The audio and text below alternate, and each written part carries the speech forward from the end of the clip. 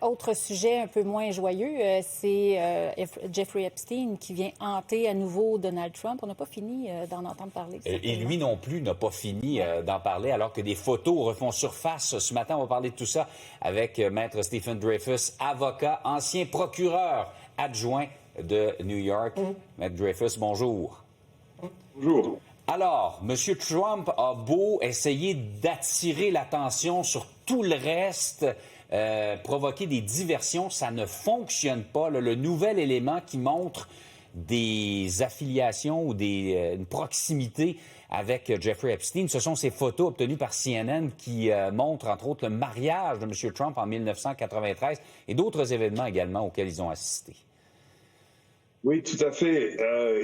Et effectivement, à chaque fois que les républicains disent que l'histoire est passée, que les gens ne s'en occupent pas, que les électeurs sont plutôt préoccupés par l'économie, les prix des hommes, etc., la preuve, c'est le contraire. C'est que ça continue à peser sur les députés républicains jusqu'à ce que le président de la Chambre, le speaker, comme on dit ici, a été obligé de cesser la session de la Chambre et commencer tôt l'interruption ou vacances du mois d'août pour éviter qu'il y ait une résolution bipartisane qui exigerait la publication de tous les documents du dossier Epstein. Alors, la pression, et c'était notamment un revirement complet du speaker, parce qu'il y avait 3 jours, il avait dit il faut que tout soit publié. Donc là, effectivement, ils ont peur, et c'est sous-entendu, ils ont peur que les documents comprennent des faits qui nuiraient au président Trump personnellement.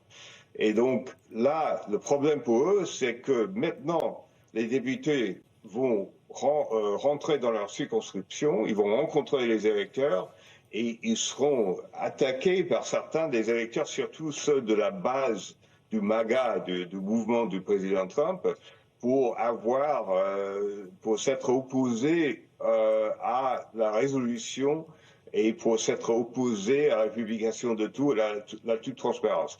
Et de leur côté, les démocrates préparent pour les élections du mi-terme l'année prochaine.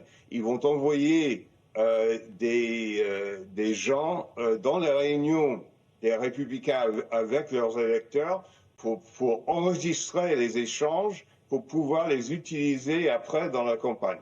Donc c'est un don qui continue à donner, comme on dit l'américain. Absolument. Et quand on ajoute ces derniers éléments, les photos du mariage de Donald Trump, à tout ce qui est paru, ces photos où on voit Donald Trump avec Jeffrey Epstein qui circule depuis un bon bout de temps déjà, la lettre que Donald Trump a écrite, la lettre un peu salace là, pour le 50e anniversaire de Jeffrey Epstein au début des années 2000, tout ça ensemble, ça fait qu'il n'est pas capable de se distancer. On voit une proximité à une certaine époque, même si par après il a dit je n'étais pas un grand fan, je le connaissais comme tout le monde. Il y avait une proximité, là. Oui, ça l'a aidé pendant un petit moment parce que avec la procédure judiciaire qui a commencé contre le Wall Street Journal en prétendant que c'était un faux, ça pour un certain temps a unifié les républicains et les MAGA derrière lui pour dire oui c'est du fake news, etc.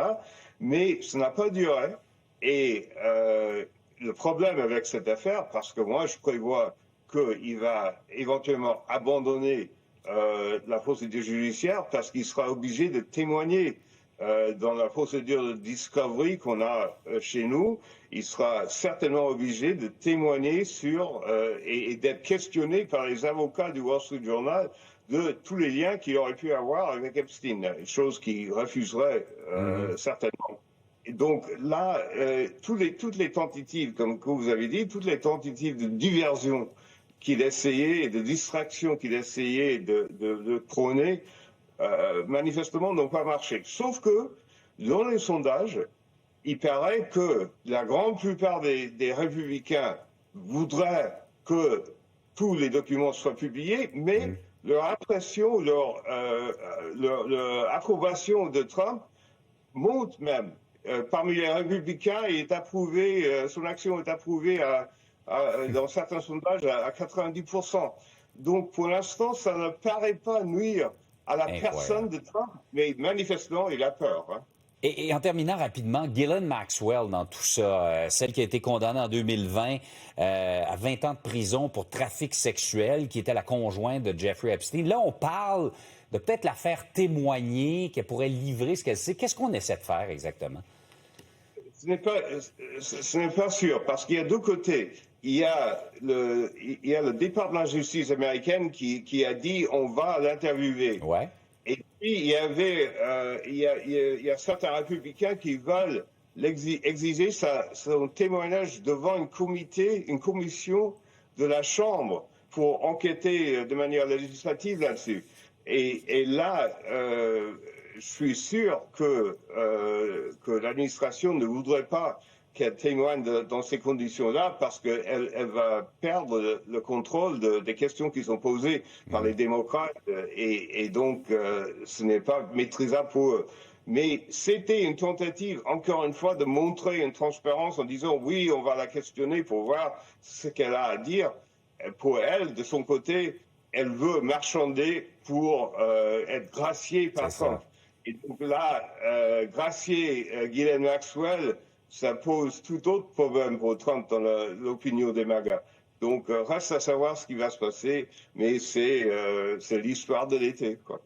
Et au centre de tout ça, évidemment, la fameuse liste existe-t-elle? Y a-t-il des noms croustillants dans celui de Donald Trump? Ça, on le saura peut-être jamais. Matt Dreyfus, très éclairant. Merci d'avoir été avec nous. Merci à vous. Au revoir.